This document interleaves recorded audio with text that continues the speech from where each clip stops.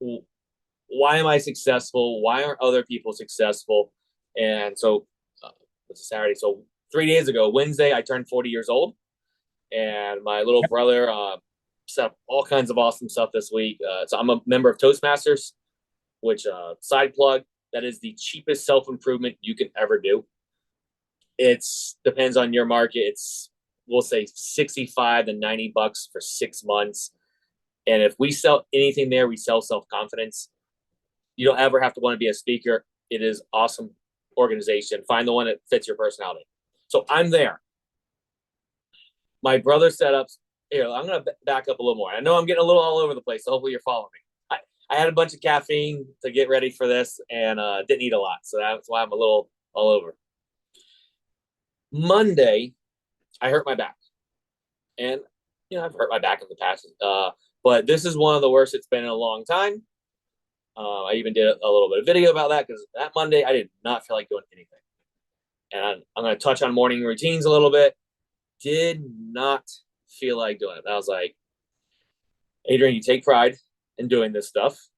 You take pride in being able to set yourself apart. Get up. This is not the words I use. I use some profane language to myself. I'm like, get up and go do your stuff. So I did. My back actually got worse throughout the day.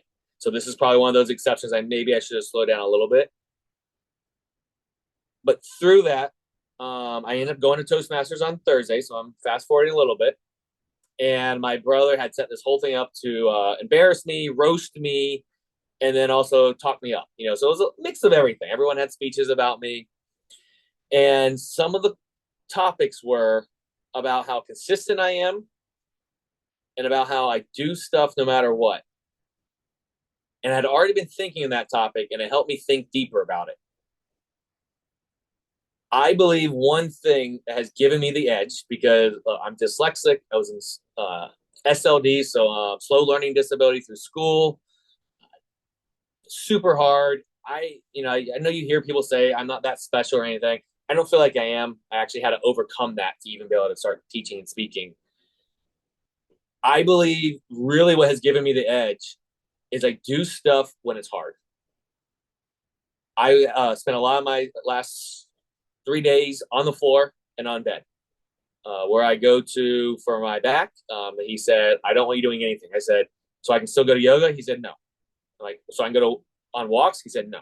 So I can stretch? He said, no. I want you doing nothing. Laying down and doing nothing.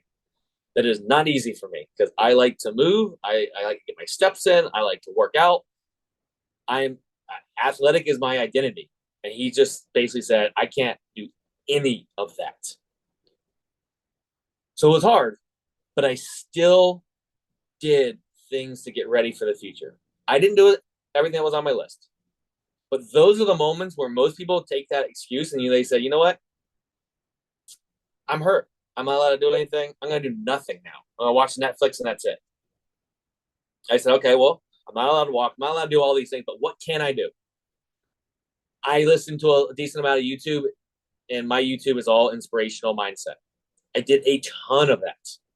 I don't even know. Tomorrow, my phone will tell me how many hours I spent because I track all of that. I bet you I probably did 20, 30 hours. It was consistently playing because that's something I could do. I did some stuff from my phone, not as much as I wanted to.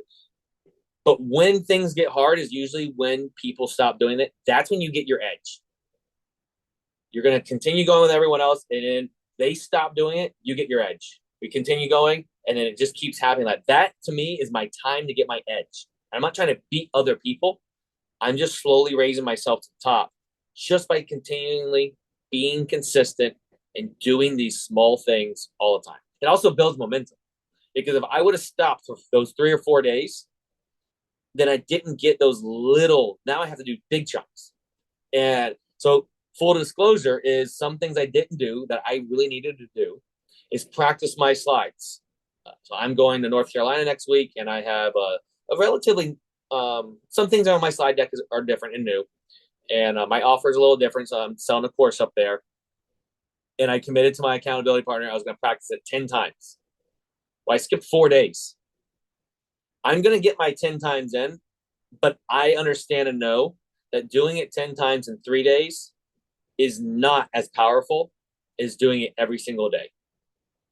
It's actually more powerful to do it once a day for every day of the week, so 7 times, then we'll even say doing 14 times in 2 days. The power of doing a little bit every day, the way the brain works, you can go nerd out on it by way smarter people than me. It has power. So that's that little bit, and it builds that momentum because you're like, cool, I did it. Cool, I did it.